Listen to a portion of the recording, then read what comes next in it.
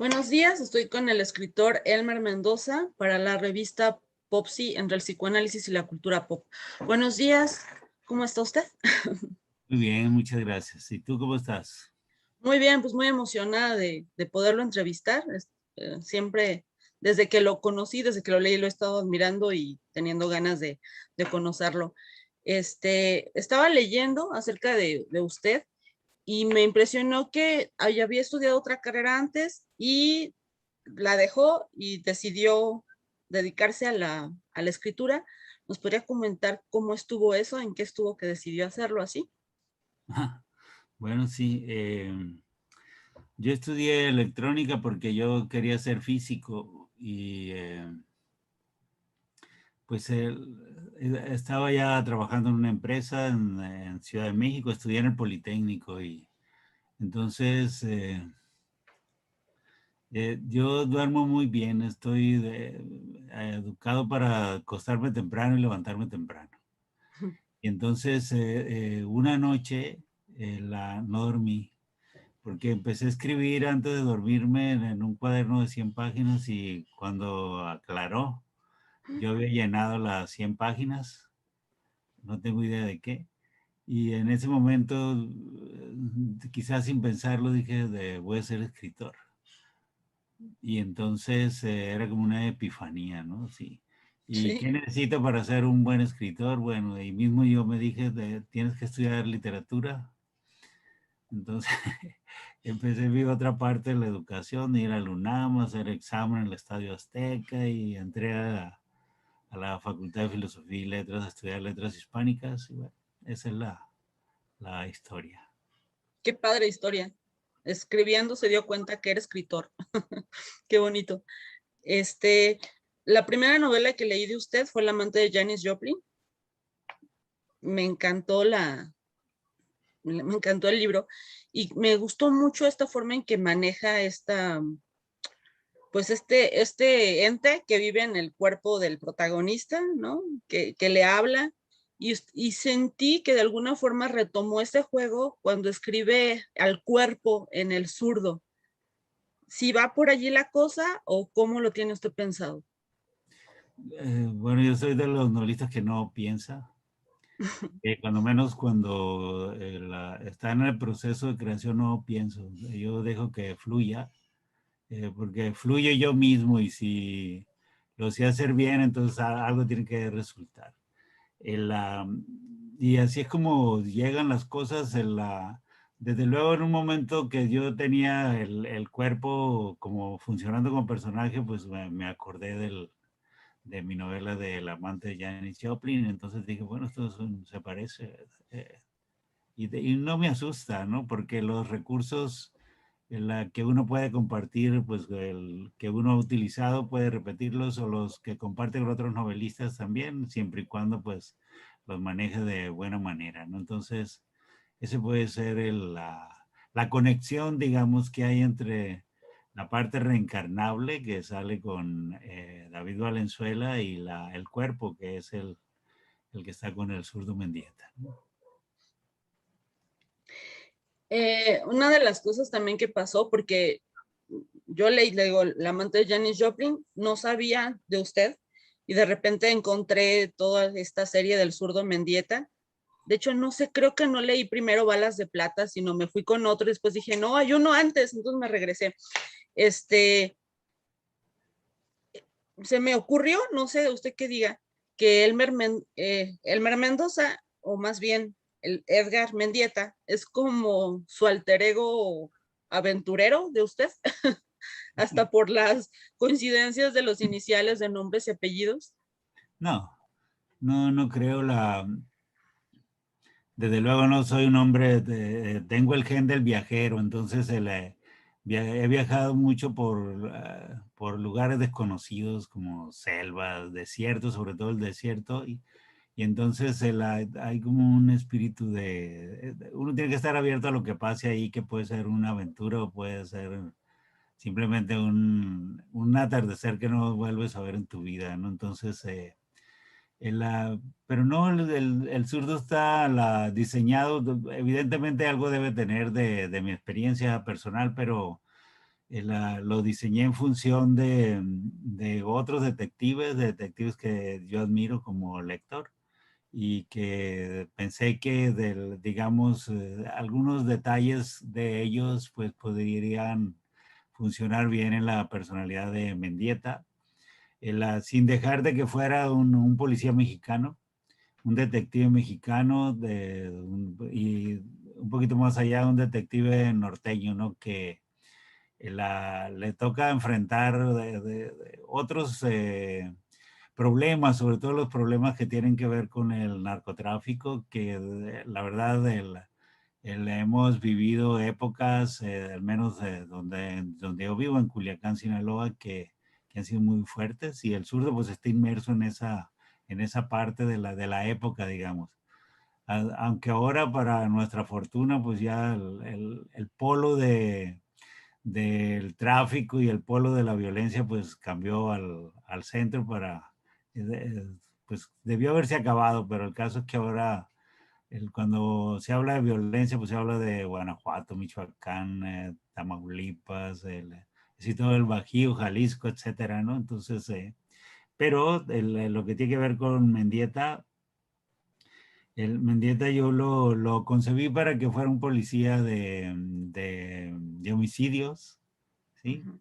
Que no tuviera, digamos, directamente que ver con el narco, pero a la vez que tenía que tener una conexión con el narco, y que la tiene. De hecho, la tiene en todas las novelas, ¿no? Sí, eso se me ha hecho muy interesante, la forma en que usted maneja esta, pues no sé, como este coqueteo de Mendieta sobre todo con el cártel de Samantha Valdés, sin llegar realmente a comprometerse con ellos, ¿no?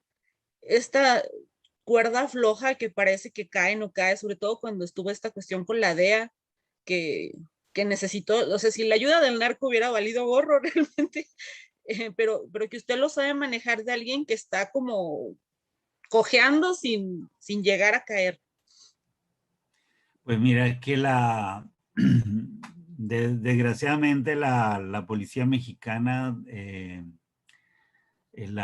no es autosuficiente. De alguna manera tiene que contar con su contraparte. No hablemos del gobierno actual, que fue al extremo de los abrazos, ¿no? Entonces, Sí. pero digamos, hasta donde yo sé, siempre ha existido una conexión de las bandas, pues no solamente con la policía, sino con el ejército, con la marina no tengo registro confiable, pero con el Ujú. ejército sí, no sé actual tampoco, ¿no? Pero pues, todos tienen una historia. Y entonces yo tenía que poner a Mendieta Chi en esa relación tan intrínseca, pero para que realmente hubiera un sentido, digamos, de igualdad.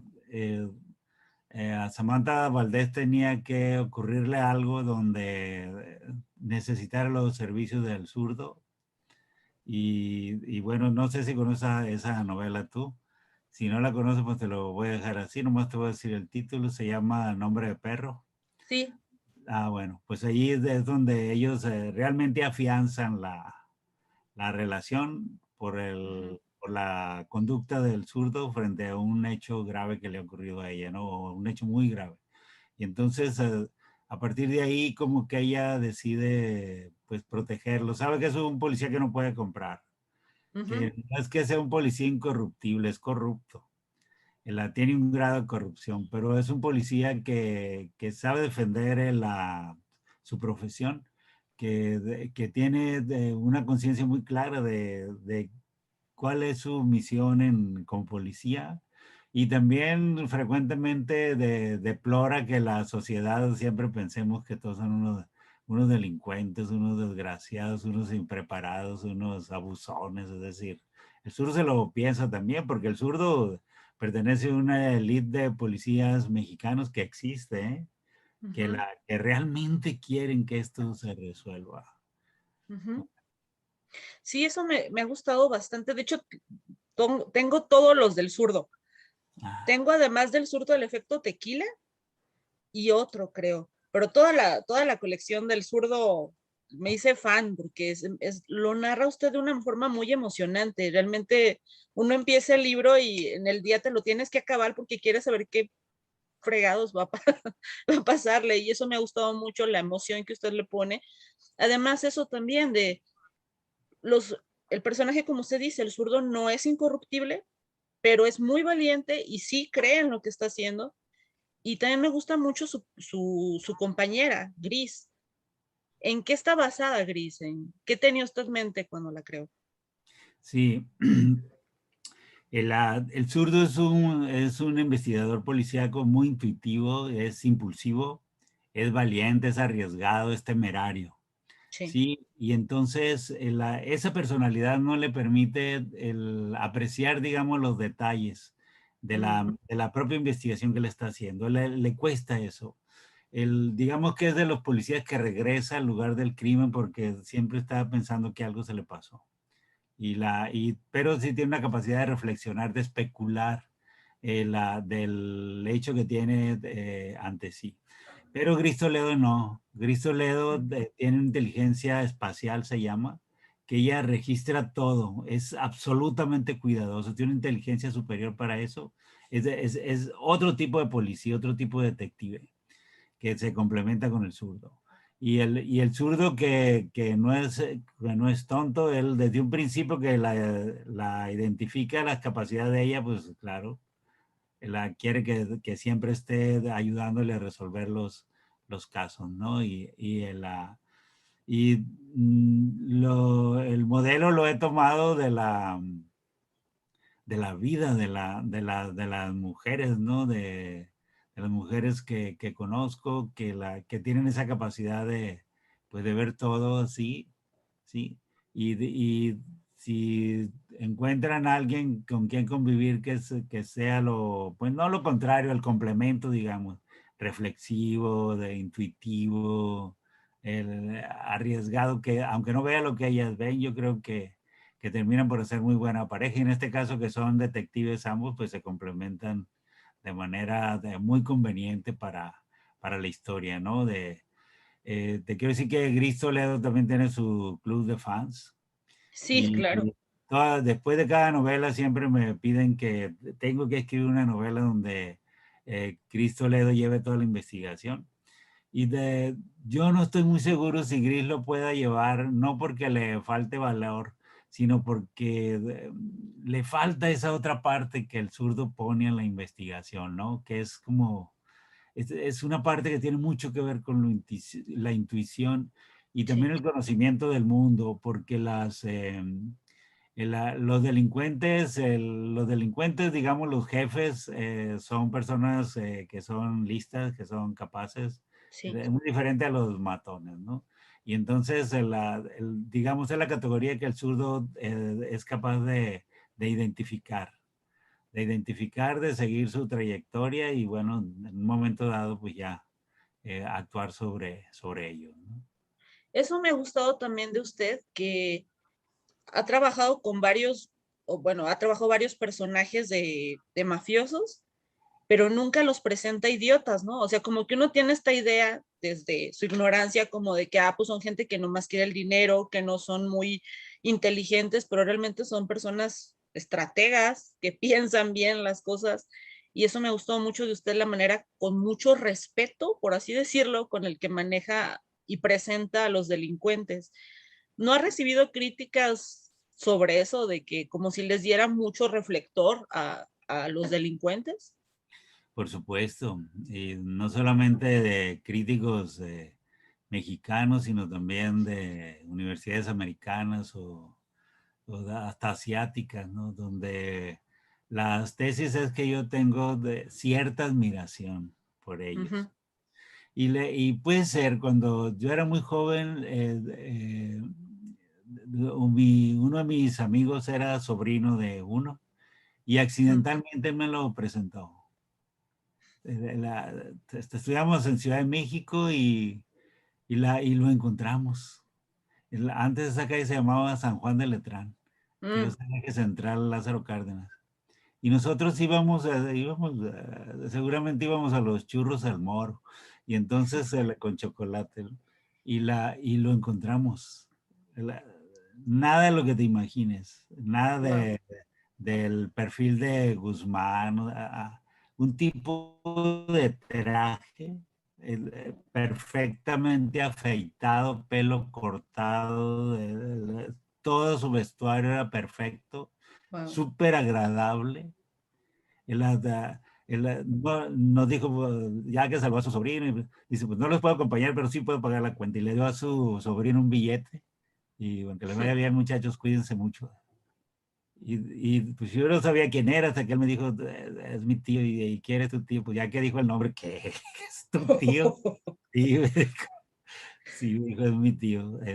Bueno, y entonces yo un poco me quedo con esa imagen. Él ya después me dijo que su tío era realmente, era listo, un hombre pues, que tenía control sobre todo lo que tenía que tener para...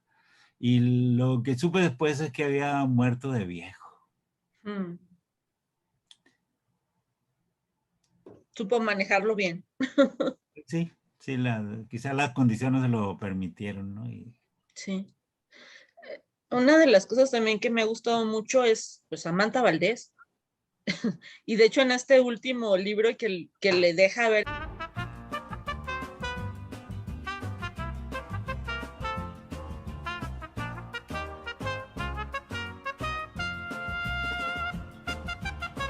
Sí, pero no hay que espolear a los lectores, acuérdate. Sí, perdón, pero sí, me ha gustado mucho trato la presentación a Samantha. Sí, pero Samantha es una mujer que entre sus virtudes está su belleza. Ujú. Su belleza es una mujer muy plantada, pues, creció bien, bien alimentada y sobre todo muy libre, ¿no? Muy libre, hija única. Y entonces, pues bueno, tuvo todas las atenciones. Y, y quizás todas las experiencias que una mujer de su generación aspiraba a tener, ¿no?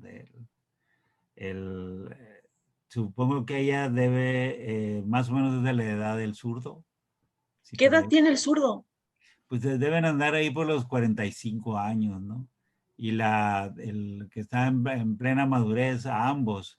Y tú sabes que las mujeres de esa edad, si se cuidan, si se ejercitan, si son exitosas, realmente se ven muy bien. Y Samantha, pues, sabe vestir, sabe mandar, sabe comportarse, es inteligente, la, sabe tomar decisiones. Y también maneja muy bien los compases de espera. Es decir, Ujú. no se aloca, eso que le llaman en el timing los gringos, es decir, es perfecto. Así cuándo tiene que accionar y cuándo tiene que quedarse quieta, con quién tiene que relacionarse, con quién no, pero sobre todo cómo mandar eh, una concepción que yo, en este caso yo aplico pues a una jefe mafiosa, pero yo creo que las mujeres deberían de tener, las mujeres que son ejecutivas en las empresas, es decir, tomar decisiones, siempre estar preparadas para tomar decisiones, siempre prever, digamos, lo que pueda ocurrir. Cuando yo era ingeniero y que trabajaba en una empresa, siempre había como un sentido de la prevención. Ok, ahora hemos producido esto, pero el próximo mes, ¿qué irá a pasar? ¿Cómo están los mercados? Y siempre estar como muy alerta. Y yo creo que las mujeres tienen mucho sentido de eso. Y es como, digamos, el modelo de mujer que yo utilizo para crear a Samantha Valdés. Y dicen que también me crié la expresión capiza. Sí, Dice para llamar a esta que no es una capo, es una capiza. sí, sí, no me había dado cuenta, pero es cierto, no lo he encontrado en otro lugar. Y es que tampoco, pues no sé si las capizas reales sean más discretas que los capos, pero al menos al público no se sabe de muchas, ¿no? Estaba pensando en la reina del sur de Reverte, pero pues en el sur de España, pero sí no es como muy común en México o ubicar a una capiza. Más bien Sí, como la esposa de... eh, no, pero Teresa Mendoza era de aquí, era de Culiacán, acuérdate. Sí, Entonces, sí, eso sí, sí, también me la eché. sí, sí, y el, yo creo que todavía no hay a ese nivel. La señora que se conocía como la reina del Pacífico, que era una persona que tenía mucho poder, pero parece que cumplió otras funciones. Mm, Cumplió otras funciones dentro de ellos, de los grandes personajes, ¿no? De la delincuencia organizada. Entonces, realmente no sé, porque eso es parte del trabajo de ellas, eso que no se sepa, ¿no? Que los capos como Guzmán, que eran muy mediáticos, pues no todos son así. No todos son exacto, así, muchos le prefieren estar bajo perfil. bajo perfil, como dicen que es ahora el que maneja todo el tinglado, que el señor Zambada, Mm, nadie sabe qué pasa con él, ¿no? Entonces, pero y si hay alguna mujer dentro de esto, pues tampoco sé. Yo al menos no lo sé. En los últimos años tiendo de por sí nunca he sido un investigador del asunto, ¿no? Lo que pasa, vivir en contacto con algo, pues no lo puedo ignorar. Pero jamás investigo nada. Cuando tengo alguna información es que de alguna manera me llega y ok. no me atrevo ni a comprobarla, ni digo, bueno, en la literatura me puede servir porque ahí no hay que comprobar nada. Ok. Algo también que me ha gustado mucho de sus novelas es todo el entorno el contexto del espacio de Culiacán, ¿no? Y de las ciudades alrededor. La taquería tal, el cine, la calle tal. De hecho, el Café Miró y este dato sobre Javier Valdés, por ejemplo, que cuando yo me enteré después de que lo mataron, de que también ahí se juntaban, fue como, ay, sí es cierto, es verdad, ¿no? Hasta revisé, no me acuerdo cuáles sus libros para verificarlo. Y esto me ha gustado mucho porque le da como mucha, pues sí, te mete en la historia, pues, y en el contexto de la historia. Que Sí. pues, Claro, eh, creo que una de las exigencias de la novela negra es que tiene que crear el espacio y tiene que convertirlo en personaje. ujú, Y entonces, porque como es el universo del delito y el universo del delito pues pasa en algún sitio que tienes importancia porque aquí es nuestra Gris Toledo, ¿no? Que es parte de la investigación, todo lo que hay ahí, todo lo que se ve. Entonces, claro, las ciudades sí deben tener una ujú, personalidad que va con el universo del delito y que va con lo que pasa. En una de mis novelas, su primera frase es, la modernidad de una ciudad se mide por las armas que truenan en sus calles, ¿no? sí, Y eso en el mundo de las traducciones fue impactante porque todos me preguntaban, ¿cómo podía decir eso en mi ciudad? Pues, ¿por qué no puedo decirlo? O sea, ¿sí? ujú, Sí, yo escucho a veces disparos por mi ventana, ¿no? Entonces, el, el, la, pero la ciudad no solamente tiene eso, tiene calles, tiene avenidas, aquí hay 3 ríos, hay mucha gente en la calle siempre, en las noches, en las tardes. Las tiendas por alguna razón siempre están llenas. Tenemos una cocina pues muy nuestra, generalmente a base de carnes y a base de productos marinos, ¿no? Es decir, sí, lo que más comemos acá, más que verduras. Ahora sí ya comemos más vegetales, ¿no? Pero al principio era solo eso y si ponían una ensalada y eso, ¿qué es este? ¿Qué va a comer un conejo aquí o qué? Y, y todo eso es parte de la recuperación para hacer el perfil de la ciudad, pues un perfil, digamos, afectuoso para los lectores. Que sepa que es una ciudad que, bueno, puede tener sus problemas de delitos, pero es una ciudad donde se come, se baila, se flirtea, hay paisajes, hay atardeceres lindos, se escucha música, es decir, la gente hace su vida así, entonces, pero en el terreno de la literatura, pues creo que es un aspecto importante las ciudades. Hace muchos años yo y mis amigos lectores decíamos, oye, pues yo nunca he estado en París, pero yo ya más o menos conozco por las novelas que habíamos leído, o, Claro. y sobre todo Los Ángeles, que las novelas, los primeros maestros de novela negra, pues trabaja Dashiell Hammett y Raymond Chandler. Ellos, sus novelas se ubicaban pues en los distritos de Los Ángeles, ¿no? Que ahí se movían los personajes y entonces uno los seguía y ya cuando empezabas a ir a Los Ángeles, decir, ay, que aquí pasa esta novela y aquí pasa esta Ujú. otra, ¿no? Y que por cierto, hace poco Chandler vivía en una ciudad pequeñita que se llama La Joya, que está muy cerca de la frontera con México, y estaban vendiendo su casa. Y me dice Leonor, mi Oh, esposa, oye, están vendiendo la casa de Chandler. ¿Qué? Le digo, qué lástima no tener dinero y comprarla, imagínate. La casa de sí, uno de mis maestros, ¿no? Qué maravilla.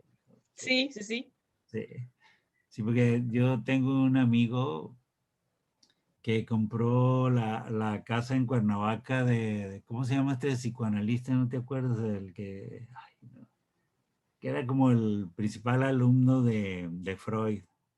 Eric Fromm. Compró la Ah, casa de Eric Fromm y él era fan de Eric Fromm y tuvo los recursos para comprar la casa y la casa es una belleza a la orilla de un arroyo. Imagínate con un jardín así en declive. Oh, y además mi amigo como es pintor se llama Carlos Maciel. Él pues es absolutamente, tiene una idea de lo que es el contexto físico, ¿no? Es decir, sí. cómo debe lucir, cómo debe expresar belleza, todo, ¿no? O sea, es, es un paraíso. Entonces dije yo, ah, lástima que nosotros no tenemos tantos dólares como para comprar esa casa, ¿no? Pues sí. De hecho, ya le dije a mi esposo, tenemos que ir a Culiacán con el libro en mano para ir revisando los lugares y reconocer la ciudad a la luz de los ojos del zurdo Mendieta. No, pues empiecen por el Café Miró. Sí, claro que sí. Ahí tenemos que estar. Ya es lugar sagrado ahí de la literatura Y culichi. si van al Vía Verde, me mandas un mensaje para pedirles que les hagan descuento o que no les cobren porque es el restaurante de la familia. Ah, Entonces, bueno. Claro que sí.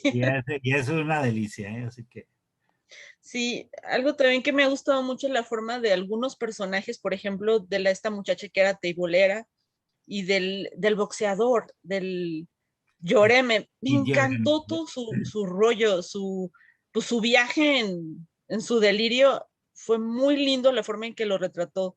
Y pues sí, esta indefensión que presentaba, pero pues sin ser una persona realmente indefensa, ¿no? Pues sigue siendo boxeador.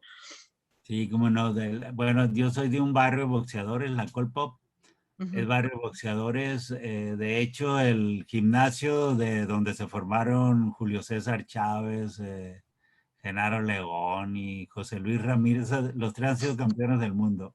Está a 300 metros de la casa de mi mamá, o sea, y yo fui una vez a ese gimnasio, así porque me rompieron la nariz y ya no volví. Entonces ahí los chicos pues les gustaba, ¿no? Les gustaba y ellos iban allí, muchos eran del barrio estos Chávez vivía un poco lejos, pero los demás ahí vivían, ahí cerca pegados. Y bueno, tú los veías salir o llegar con sus mochilas, ¿no? A entrenar o... Yo sí me metí una vez ahí a tirar guantes, ¿no? Pero pues no es lo mío el box, pero pues bueno, te quitan los miedos a que te peguen. Ujú. Entonces, es como conocer casos conocer casos e imaginar casos. Porque en el boxeo hay muchos del modelo de Kid Yoreme, que son boxers que se han quedado Ujú. pues, en el camino y que han sufrido golpes que bueno, los hacen perder el control por algún tiempo, ¿no? Eso Sí, igual en Ciudad de México, pues toda la zona antes era famosa de Tepito, ¿no? Donde había mucha gente que quería ser boxeadores. Y yo conocí todos, porque como a mí me gusta ese ambiente, conocí gente así que sea no estaban locos, pues, pero sí un poco como... Y sí, sí, de que, así que luego te sacaban los puyos, que, ay, casi que quítate. Así que, no, no, no sé. Pero en el fondo es un ambiente lindo y yo quería como hacer un homenaje Sí. a ellos, a esos boxers, que quizás nunca lea la novela, pero la gente que la lea puede caer en cuenta de que están ahí, que si bien pues han perdido algún control de su vida, de sus reacciones, bueno, están vivos y bueno, pueden encontrarse con el zurdo Mendieta. Sí, está padre. Me gusta también mucho la relación de la música con la historia. O sea, prácticamente es como un recorrido musical cada libro, porque se clava con una canción o se clava con un grupo y la forma en que va viajando o se va transportando de un lugar a otro, que es donde casi siempre escucha música, además de su casa, lo hace muy vívido y muy, pues sí, le pone soundtrack a la historia. Sí, bueno, a él más o menos dos momentos en la música que tú has descrito muy bien, uno de ellos que es como, digamos, la música de compañía, que el suyo puede ir conduciendo y escuchando ahí algo que está en el aparato de su auto, pero hay otra música que cumple un sentido que tiene que ver con la parte emocional. Mm. Por ejemplo, si el zurdo va, no sé, va a ir a un asalto de una guarida de delincuentes, ¿no? El, tengo que poner otra música porque tengo que crear la Ya. atmósfera emocional para que se sienta que el zurdo va o que el zurdo está entrando en acción. La policía, pues. Entonces, eso lo cuido mucho. Desde luego fue un descubrimiento, porque al principio pues era un juego, quizá también influencia, porque mis maestros usaban música, ¿no? Generalmente sus detectives iban a un bar y se quedaban escuchando. Siempre había un pianista y una banda de jazz tocando algo y señalaban la canción y se quedaban ahí tomando lo que bebían y bueno, mientras se escuchaban, pero nada más, es decir, es como reforzar el ambiente. Pero lo que yo he hecho es como darle un sentido estético a la música dentro de la emotividad del discurso literario, ¿no? O sea, que se sienta además. Y Sí. algunas partes, la pretensión es que los lectores re- refuercen su conexión con la novela porque ellos pueden acordarse. Sobre todo algunas canciones que recuerden que la escucharon con una persona que querían mucho o que la bailaron o que, bueno, esas cosas que la música es parte de los recuerdos de los seres humanos y a veces de recuerdos muy importantes en la vida de las personas, ¿no? Sí. Yo he preguntado a personas que si recuerdan que es la primera canción que bailaron y que en mi generación bailar era un problema porque tenías que imitar a una chica, imagina, tenías que saber hacerlo, pero generalmente lo enseña uno la hermana mayor, pero tenías que atreverte. Y no era fácil, porque las chicas, uy, aquí cuando menos, uy, se miraban. Y lo más seguro es que te dijeran que no. Entonces no valía nada. Entonces era muy complicado. Entonces muchos se acuerdan por eso y se acuerdan de la canción que bailaron, ¿no? O sea, y eso me gusta mucho porque a veces yo quiero también provocar esos recuerdos y al final conseguir que la novela se convierta en un ente entrañable para las personas Sí. que lo leen, puesto que lo hacen recordar, ¿no? Sí, está lindo. También otra de las cosas, yo no conocía muchas expresiones norteñas, soy de la Ciudad de México, después me fui a Morelia, pues no conocía muchas, pero me gustan mucho todas estas series de frases que suenan súper naturales todo el tiempo, ¿no? El ándese paseando, estás bien tumbado del burro, esa expresión como me gusta, es muy divertida. Y bueno, las regiones también se definen por su lenguaje, por sus aulas. Y eso, todas las regiones, y particularmente nosotros somos una región muy extensa, el norte, que más o menos responde a un código fonético que, fíjate, tiene que ver, bueno, por el español que hablamos, pero hay muchos arcaísmos, es decir, como son regiones agrícolas, campesinos y esto, son palabras que no han pasado de moda. Y por otro lado está el elemento indígena, que no sé si estemos registrados, porque generalmente los que se habla de nahuatlismos, Ujú. pero digamos, yo nunca he visto la palabra bichi que viene del kaita, que es el lenguaje que hablaban mis antepasados, ¿no? Que quiere decir desnudo. Es Oh, decir, hay una serie de cosas en el Okizuki, digamos, que quiere decir inquieto y que también viene del kaita. Entonces hay una serie de expresiones que son parte de nuestro español. Eh, ya. eh, y aparte, adicionado con los anglicismos, porque Ujú. alguien va a Estados Unidos y trae una palabra, pero claro, ya llega y la transforma, ¿no? O sea, si en Estados Unidos se dice fields, aquí llegan y dicen, no, pues me tocó trabajar en los files, en los campos. Entonces dices tú, wow, bueno, es que así es como igual como Guacharli, Car, Ujú. y los que tienen que ver con el béisbol, ¿no? Strike. Pero no dicen strike, no dicen así, dicen strike. Entonces Sí. se van quedando, vamos a españolizando el lenguaje. Y bueno, muy notable una nacional es el fútbol, porque pues, generalmente como es una palabra inglesa, pues se dice fútbol, ¿no? Y aquí fútbol, ¿sí? Y los brasileros que son tan buenos y que le dicen fuchibol. Entonces, Mm. bueno, ese lenguaje. Las lenguas regionales tienen mucho poder y la posibilidad de utilizarlas en literatura, pues es cierto que implica su trabajo, pero en mi caso ese lenguaje pues me sale del corazón, me sale de los primeros aprendizajes de joven, de niño, y yo utilizo esa vía para encontrarles el lugar preciso dentro de mi discurso literario, ¿no? Sí, suena muy, muy natural todo el tiempo.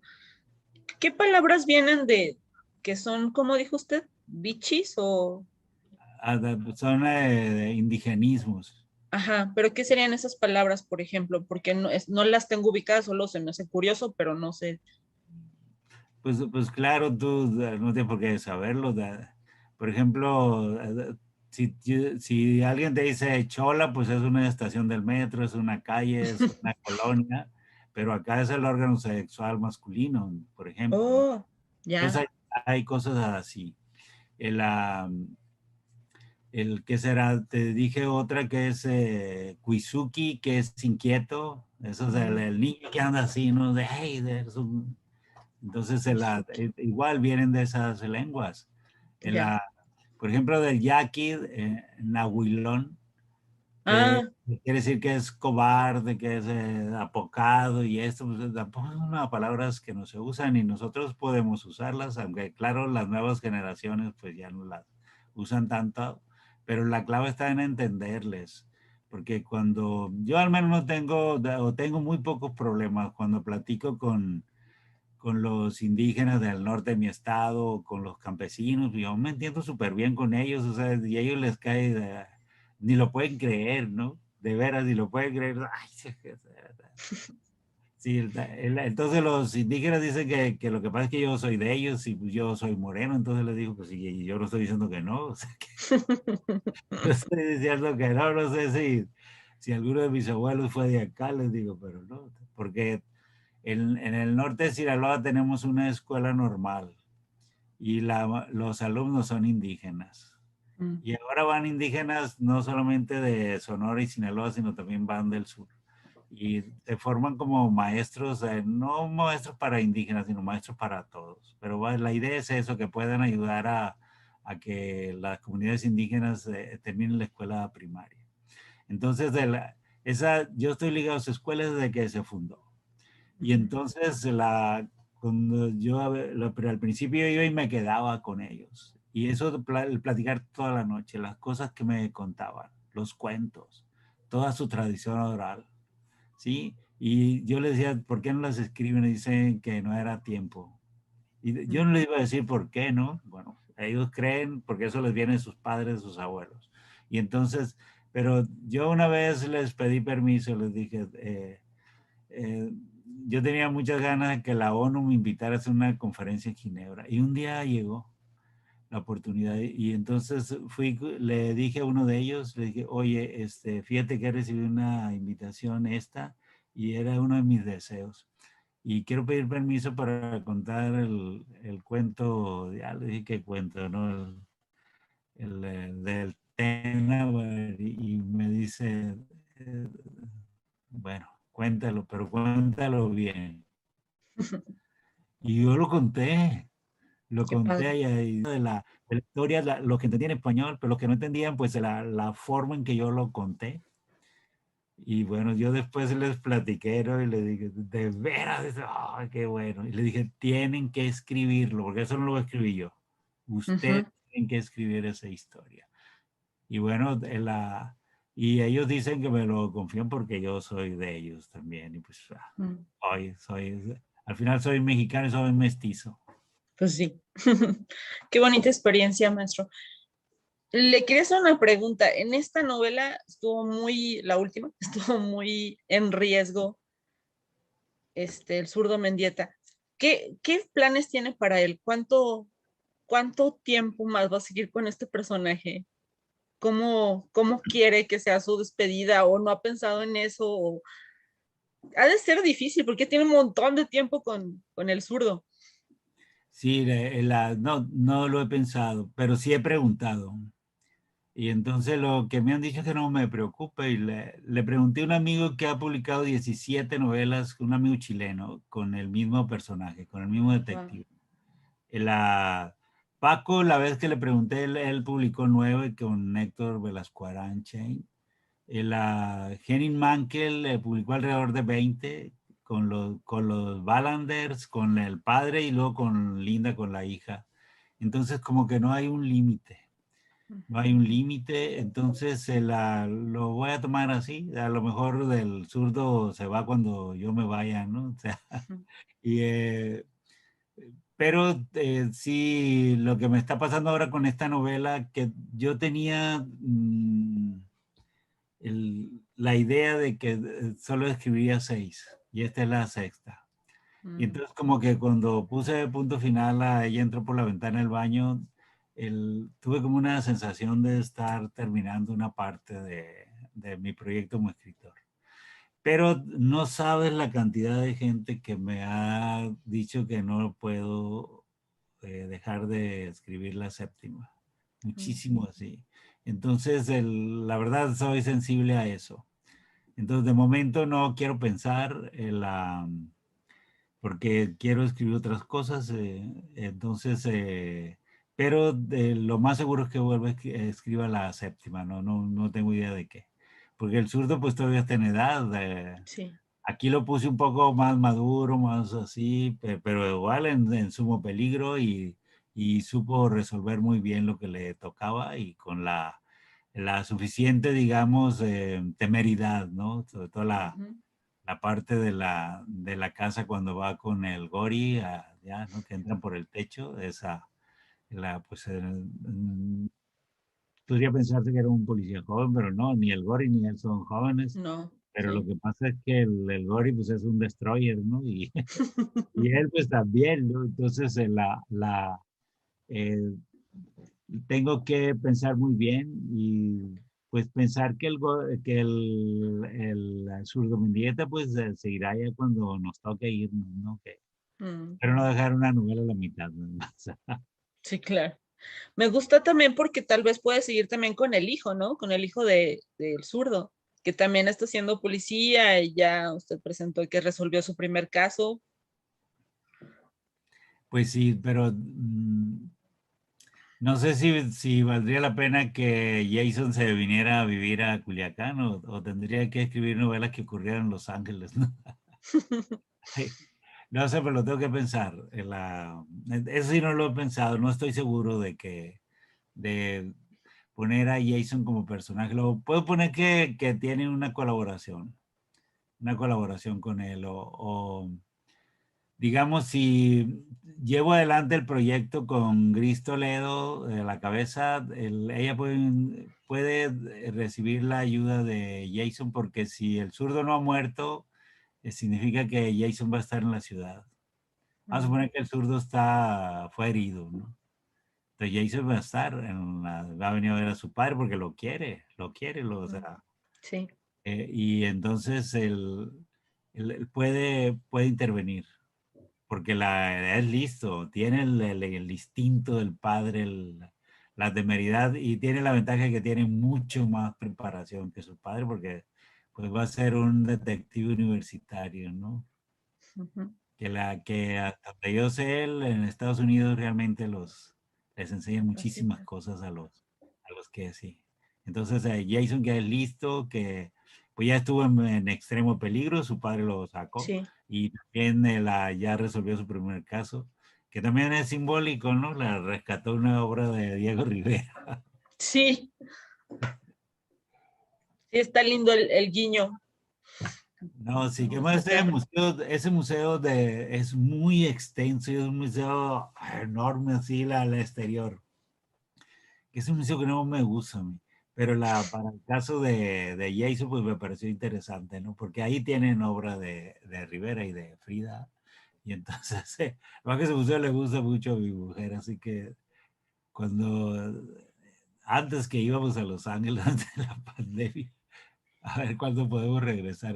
Generalmente vamos ahí a hacer alguna visita, ¿no? A mí me gusta más el Gary, que es más moderno, y que, no sé, me encuentro más a mí mismo en el museo, que el edificio más increíble, ¿no? Qué padre. ¿Qué quiere escribir ahora? ¿Cuál es? ¿Qué Pues ahora, vamos a leer próximamente? sí, pues si me sale, estoy intentando escribir una novela de ciencia ficción. Ah, qué padre. Dentro de las clasificaciones de ciencia ficción hay unas que se llaman de anticipación, o sea, un mundo posible cercano.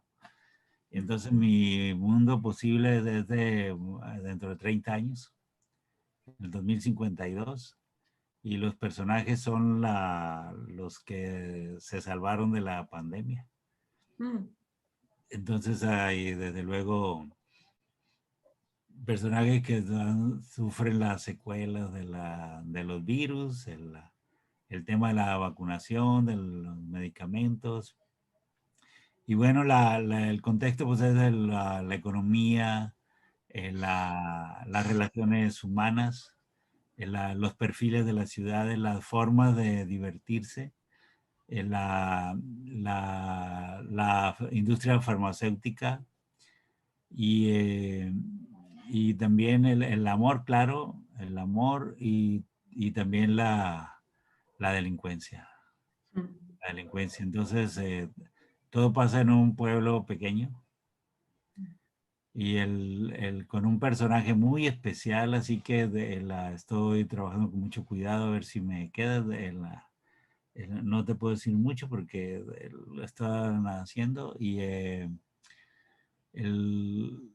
pero la idea es eso, y también con algunos elementos de ciencia ficción pura, o sea, con asuntos misteriosos que tienen que ver con el espacio exterior y esto así, una mezcla de que si lo consigo hacer bien, espero que quede muy interesante, porque siempre que intento digamos, un registro literario distinto, pues sí me cuesta y tengo que aplicarme muchísimo. Si digamos, en el terreno de la novela policíaca me aplico muchísimo así, pues en esto tengo que aplicarme más, porque la, la literatura es muy jabonosa, no se deja dominar por nadie. Entonces hay que tomarla como descuidada, ¿no? Para poder lograr cosas así. Ay, Entonces, qué padres. vamos a ver, ¿podrías leer eso? Entonces, que espero conseguirlo porque hace muchísimos años que quiero escribir una novela así. Ay, qué bonito. Pues muchas gracias, maestro. Ha sido un placer escucharlo y pues muchas gracias por su tiempo. Ah, pues gracias a ti, Débora. Sí. Gracias a ti y bueno, que todo vaya muy bien ahí con ustedes. Y si vienes a Culiacán, va al Vía Verde y me avisas para hablar Claro que sí. ahí al encargado y que les diga que les sirva lo que se les antoje. Muchas gracias. Un Ándale, abrazo, maestro. Hasta bye, luego. bye, hasta luego.